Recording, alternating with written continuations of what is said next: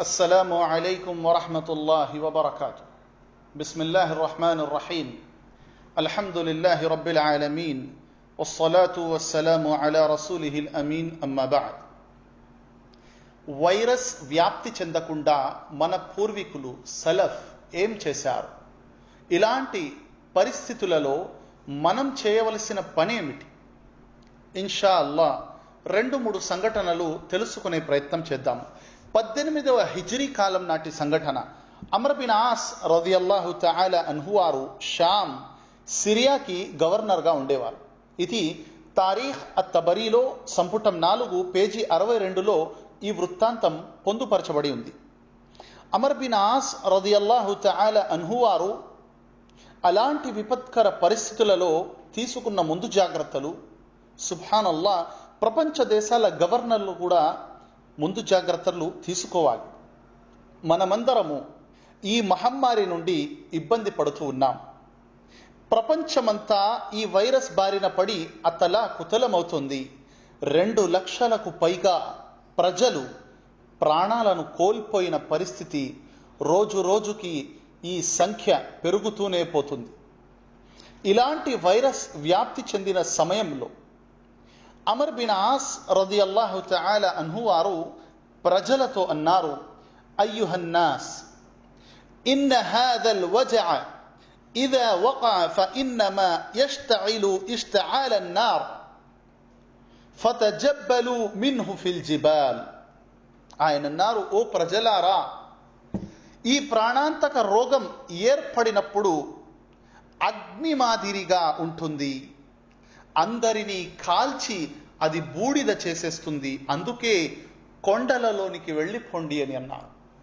ثم خرج وخرج الناس فتفرقوا عنه. ఆయన స్వయంగా వెళ్ళారు, ప్రజలు ఆయనతో పాటు కొండలలో వెళ్ళి స్ప్రెడ్ అయిపోయారు. ఫరఫఅహు అల్లాహ్ అన్హుం.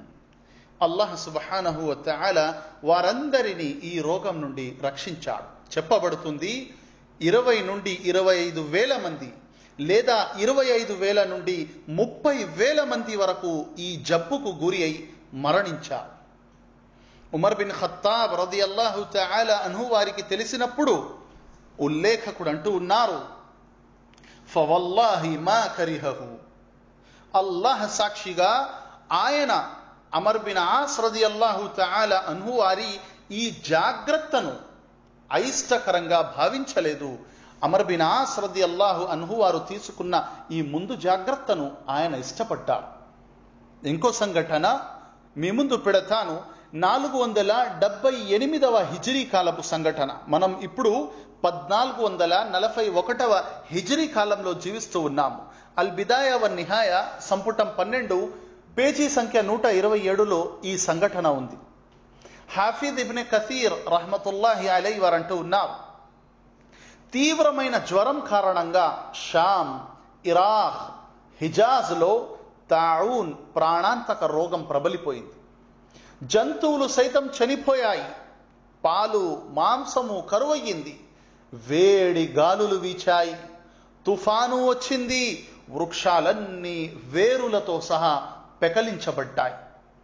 ప్రజలనుకున్నారు ఇక ప్రళయం వచ్చేసింది. ఈ రోగం నుండి బయటపడటానికి ఆ కాలపు ఖలీఫా నాయకుడు ఒక సలహా ఇచ్చాడు. ఆయన అన్నాడు, అతని పేరు అల్ ముక్తది బి అమ్రిల్లా. అందరూ మేలు, మంచి పనులు, సత్కార్యాలు చేయాలని ఆజ్ఞాపించాలి, చెడుల నుండి వారించాలి, అందరూ పాపపు పనుల నుండి ఆగిపోవాలి, మ్యూజిక్కు సంబంధించిన పరికరాలను, ఇన్స్ట్రుమెంట్లను అన్నీ పగలగొట్టేయాలి. నేడు చూడండి, డ్యాన్స్ బారులు, జరుగుతున్న అశ్లీల చేష్టలు, ఇవన్నీ విడిచిపెట్టాలి. సారాయి, మందు సీసాలు ఆ కాలంలో పగలగొట్టబడ్డాయి.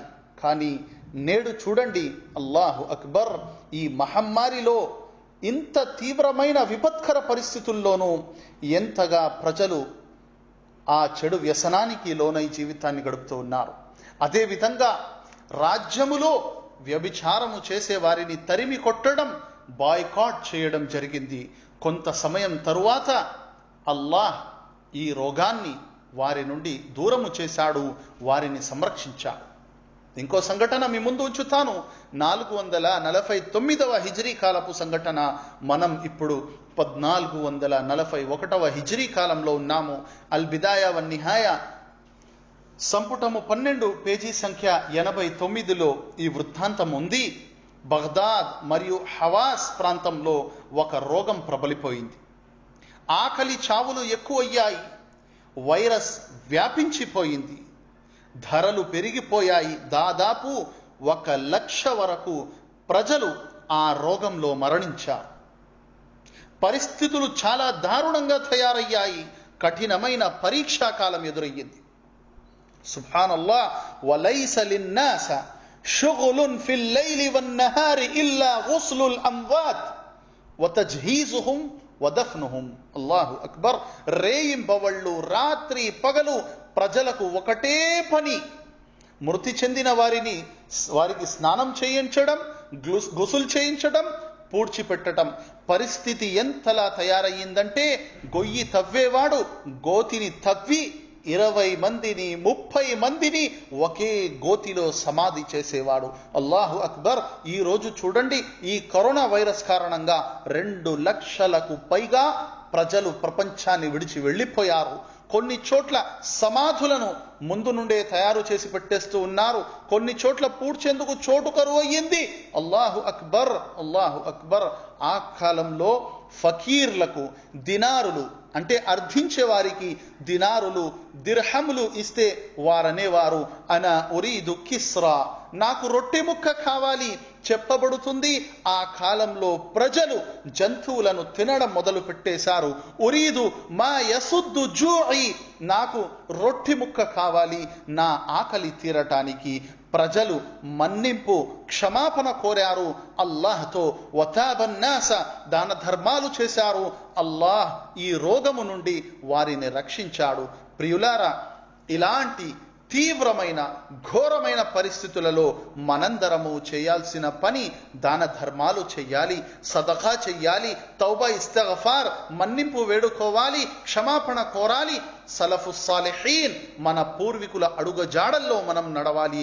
అల్లాహ్ పూర్తి ప్రపంచంలో ప్రజలు కష్టములో ఇబ్బందుల్లో ఉన్నారు. ఓ అల్లాహ్ ఈ కష్టాన్ని దూరము చేసేయి. కరోనా వైరస్ నుండి మనందరినీ అల్లాహ్ సుబ్హానహు వ తఆలా సంరక్షించుగాక. ఆమీన్. వస్సలాము అలైకుం వరహ్మతుల్లాహి వబరకాతుహు.